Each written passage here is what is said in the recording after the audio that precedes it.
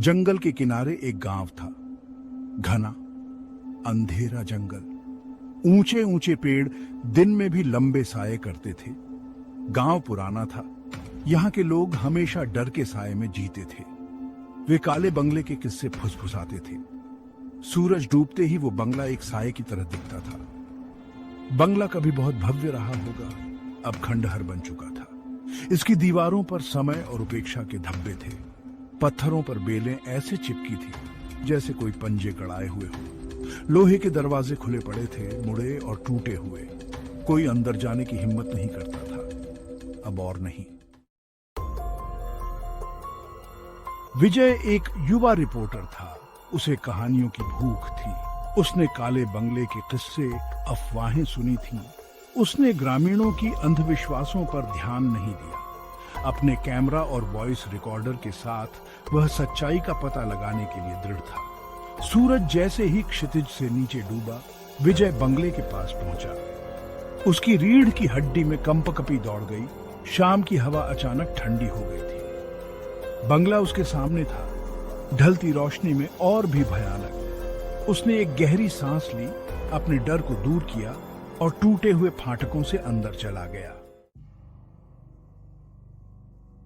जैसे ही विजय ने हवेली में प्रवेश किया, उसके पैरों के चारों ओर धूल घूम गई। अंदर की हवा सड़न और किसी और चीज की गंध से भरी हुई थी, कुछ ठंडा और दमनकारी।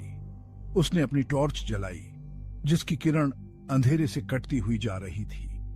मकड़ी के जाले भयानक सजावट की तरह लटके हुए थे और हर सतह पर धूल जमी हुई थी। सन्नाटा घबरा देने वाला था। विशाल खालीपन में उसके अपने कदमों की आवाज गूंज रही थी। वह हवेली में और गहराई में चला गया। हर कमरा आखिरी कमरे का प्रतिबिंब था। जीर्ण शीर्ण भव्यता, भूले हुए समय का प्रमाण।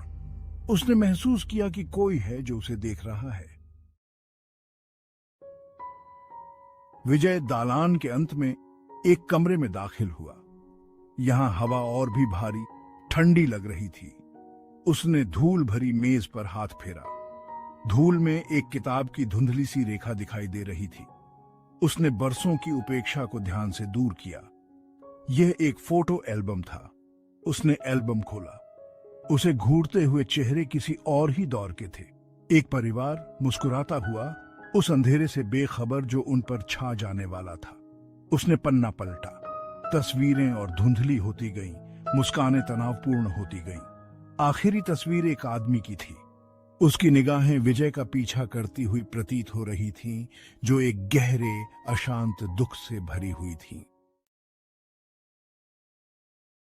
फोटो एल्बम के पीछे विजय को एक छिपा हुआ डिब्बा मिला। अंदर एक लकड़ी का संदूक रखा था, जिसकी सतह पर जटिल नक्काशी की गई थी। उसने भारी संदूक को उठाकर मेज पर रख दिया। उसकी उम्मीदें बढ़ गई थीं। इसमें क्या राज छिपे थे? उसने संदूक खोला। सड़न की गंध तेज हो गई, एक पुरानी मिट्टी की गंध। संदूक में पत्र थे जो उम्र के साथ पीले पड़ गए थे, और तस्वीरें थीं। उसने एक पत्र उठाया। मंद रोशनी में उसकी सुंदर लिखावट मुश्किल से दिखाई दे रही थी। यह मदद की एक हताश याचना थी, एक परिवार की कहानी जो एक अनदेखी ताकत द्वारा सताया गया था। विजय ने खत पढ़ा। उसका खून ठंडा हो गया। हवेली पत्र में दावा किया गया था, एक दुष्ट संस्था के पास थी। एक ऐसी संस्था जो अपने निवासियों के डर और निराशा को खा जाती है। उसने तस्वीरों की जांच की। हर एक पिछले वाले से ज्यादा परेशान करने वाली थी। उन्होंने अजीब प्रतीकों को दर्शाया, रात के अंधेरे में किए गए अनुष्ठान। वह आखिरी तस्वीर पर आ गया। इसमें फोटो एल्बम वाले शख्स को दिखाया गया था, जिसका चेहरा दहशत से सिकुड़ा हुआ था। उसकी आंखें खुली हुई थीं, एक अकल्पनीय आतंक को दर्शाती हुई। विजय सिहर उठा। यह कोई साधारण भूतिया नहीं था, यह कहीं अधिक भयावह था। जैसे जैसे विजय पत्रों और तस्वीरों में गहराई से उतरता गया, उसे माहौल में बदलाव का एहसास हुआ। हवा और ठंडी हो गई, सन्नाटा और गहरा हो गया।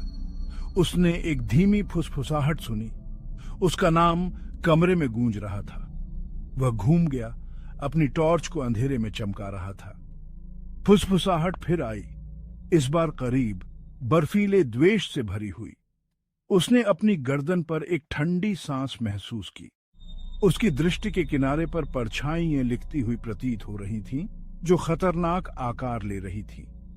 वह अब अकेला नहीं था। विजय के अंदर दहशत फैल गई।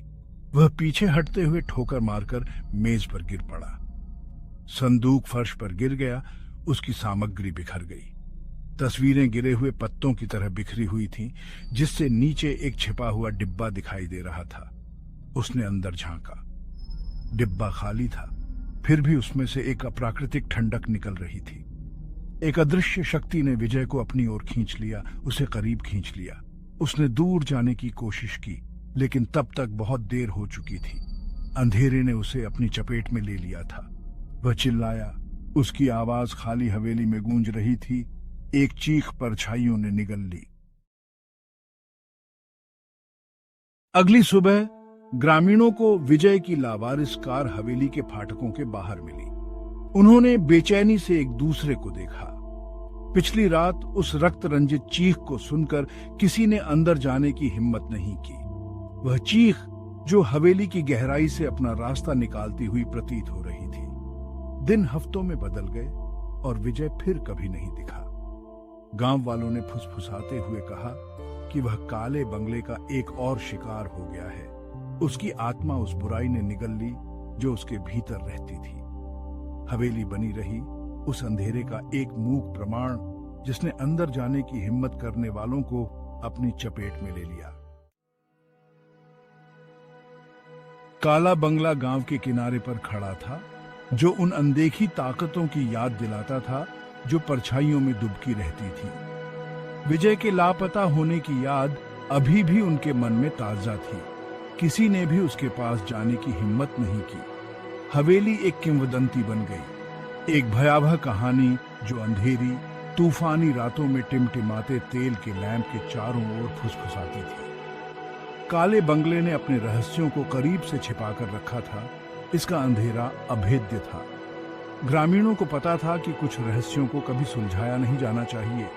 उनका मानना था कि कुछ जगहों को अछूता ही छोड़ देना चाहिए। काला बंगला एक ऐसी ही जगह थी।